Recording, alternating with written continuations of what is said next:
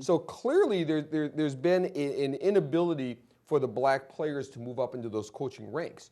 What I find fascinating about this is, and I correct me if I'm wrong, but I think they passed a rule that when there's an opening for a coach, you have to bring in one black candidate. Affirmative action. No, it isn't affirmative action because you're not required to hire them. There's no quotas. It's just consider a black candidate among the others. But isn't affirmative action nothing more than saying let's give this person an opportunity to be looked at? Right. So this is nothing more than affirmative action. But this is not a quota system. This is not a quota system. But the reason I think this is so interesting is I heard recently that Robert W. Baird here in town, is doing the same thing.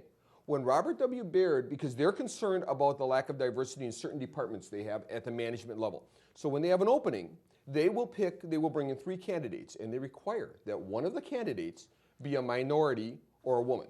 Okay? Well, Chris, what you think? You look at the Super Bowl, and if it would have been even one, that would have been history, an African-American coach in the Super Bowl. So just even one coaching would have. This is 2, and you're right, now have 6 in the NFL.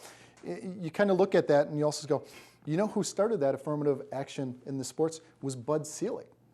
Bud had started a program for African Americans to be considered to be coaches and managers in Major League Baseball 7 years ago. See, now, and nobody looks at that either. See, I personally am not against affirmative action. All I want to be given is an opportunity. I mean, don't hire me if I can't do the job. Yes.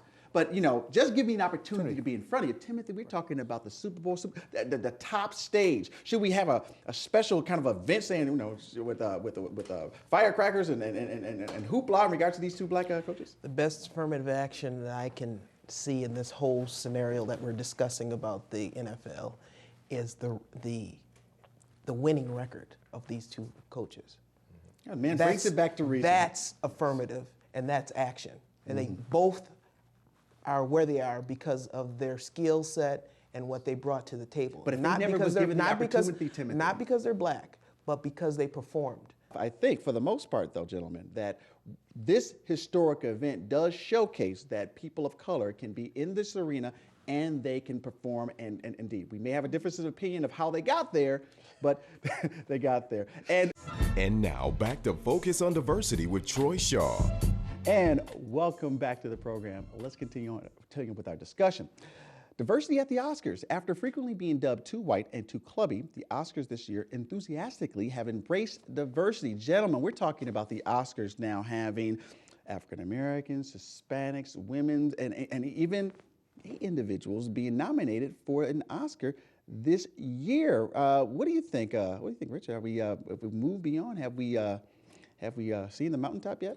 Well, as a CEO, whose salary is often under attack, I think now that we're seeing blacks and minorities reach the top of the sports professions and the top of the entertainment professions, maybe Barney Frank will stop demanding a limit to how much people can make, because I'm sure that Halle Berry won't take a pay cap, and the coaches and the football players won't take a pay cap. So it's good to see them getting in there. Maybe that'll take some of the pressure off of us. Well, we're talking about Will Smith being nominated. We're talking about a number of other minorities. Penelope Cruz being nominated. I mean, this is a very veritable diversity rate. What do you think?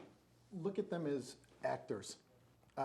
When I go to a movie, I look at the actor and what they're presenting on that screen. Will Smith did a phenomenal job as an actor.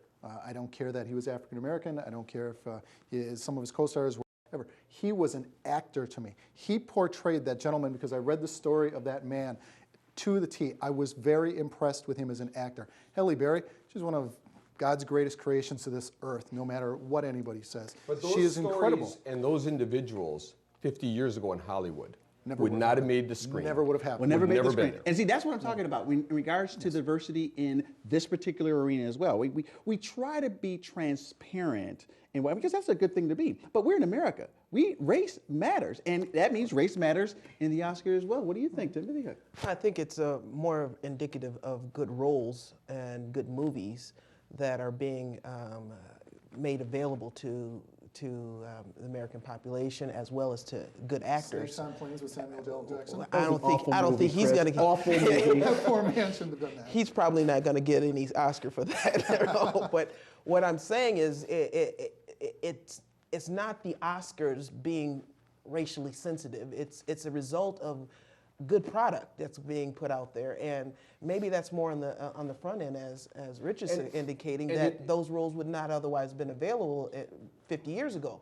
But that's what's the change, is not the Oscars themselves now trying to recognize.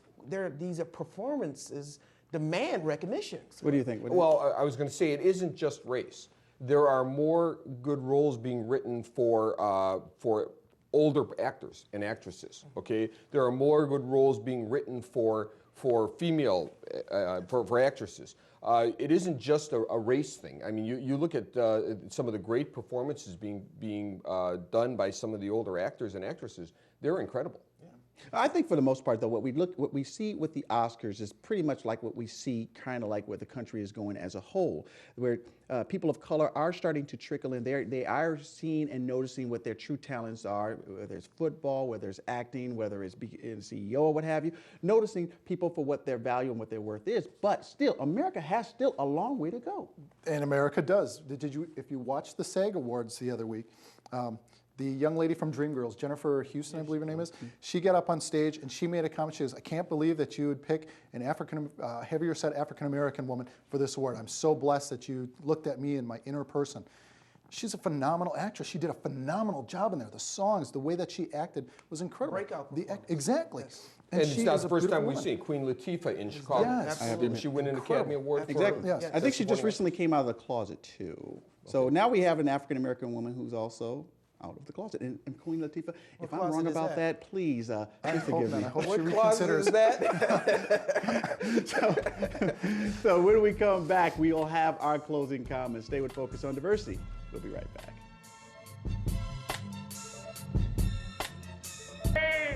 One day right there in Alabama, little black boys and black girls will be able to join hands with little white boys and white girls as sisters and brothers. I have a dream today. And welcome back to the program. Right before we go into our closing comments, with this course being Black History Month, we're going to talk about Dr. King. Newsweek magazine recently ran an article that said that on the eve of his murder, Martin Luther King Jr.'s dream was turning dark. They said that he was worried about poverty, Vietnam, and he was becoming more radical. His family believed that this is why he was killed. The real question is, was the king a saint, or was he something different than that? Rich, what do you think? I think we like to take our heroes and paint them in a certain way, and in a very narrow way. And we like to say, everything he did was good, everything he did was right, whether you're talking about Abraham Lincoln, Kennedy, whoever. And I think they try to do the same thing with Martin Luther King. Martin Luther King was a complex man, okay? He was a man who preached against wealth, but he liked nice suits. He was a man who preached for morality, but he did have a weakness for women, okay? These are complex individuals. They're humans.